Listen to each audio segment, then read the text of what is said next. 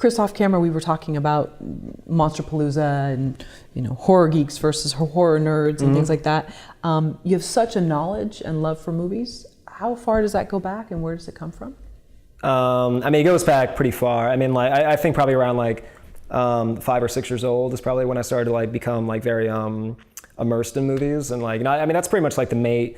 I had some side fads here and there growing up, but movies was always the major thing. I was always very, it was movies and WWF or WWE now. It's those were the two things I was obsessed with throughout growing up as a child. And those things kind of defined my personality, I felt. But movie, I think, I think Teenage Mutant Ninja Turtles, that movie from 1992 or 91, that was the first movie I ever saw in the theaters. So that was a transcending experience seeing that film, because I would always, every time I would see those kind of sensational kind of movies where they had very heightened realities, every time I would see one of those kind of movies, I would just come home and just be so jacked with energy, and so I wanted to be in those movies or be a part of that world, and I would just get so energized and want to remake that movie at 10 years old or something. Just want to I don't know, I can't quite articulate it, but it was this sensational feeling that I got, which I think made me really attracted to always wanting to make sort of be very attracted to cinematic sort of storytelling and not so much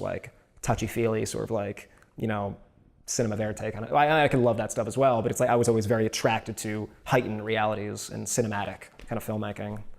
Yeah, I think horror movies were definitely. Talk about Monsterpalooza.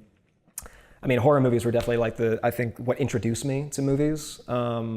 That was going to, it's a cliche story, and a lot of horror buffs have the same kind of path, but going to Blockbuster and always being always drawn to the horror section, because there was something very the horror section was very it seemed very off limits to some kids, because it was a very some people, parents want their kids to go to the comedy section or go see James Bond or whatever, or any of the new releases, which most people would always go to. And there was something about the horror section was really their poster art, I think, was what really hooked me. And a lot of the films didn't really deliver on their poster art, but there was a handful that did, that to this day still there are scenes in those. You look at the films and a lot of these films are not extraordinary cinema, but there's a soul behind them, that there was tonal things about them, and there were scenes and moments that still are burned into my brain, things that I saw when I was 9 or 10 years old, and scenes that some of these movies I still watch today.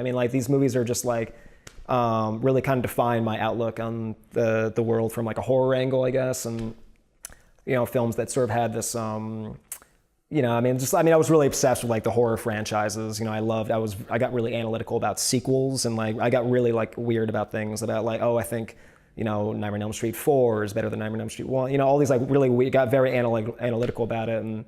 But it's the Friday the 13th franchise and Child's Play and Hellraiser. All those franchises, I just blew through all of them. I just loved franchises, and I just watched all of them all the time. And at a certain point, my mother and father, that were so not into those kind of movies at all. They hated those kind. They hated that I was constantly renting those movies all the time. They just felt very concerned about that. And my mother is a very kind of kind of overprotective kind of personality, and she was concerned that that I was gonna that it was doing something maybe to my psyche, maybe because I was consuming so many of these movies, because they were the people forget the early Friday the 13th movies were really dark. They were really very mean-spirited and really brutal. And they were not films that a typical 10-year-old would be consuming on a daily basis. And so then my father got me hooked on James Bond movies, because I think around this time GoldenEye and Tomorrow Never Dies had come out in the theaters within a couple of years apart, and I just loved. Those were probably the first James Bond movies I had seen, and I just loved those movies so much, and those two ones. And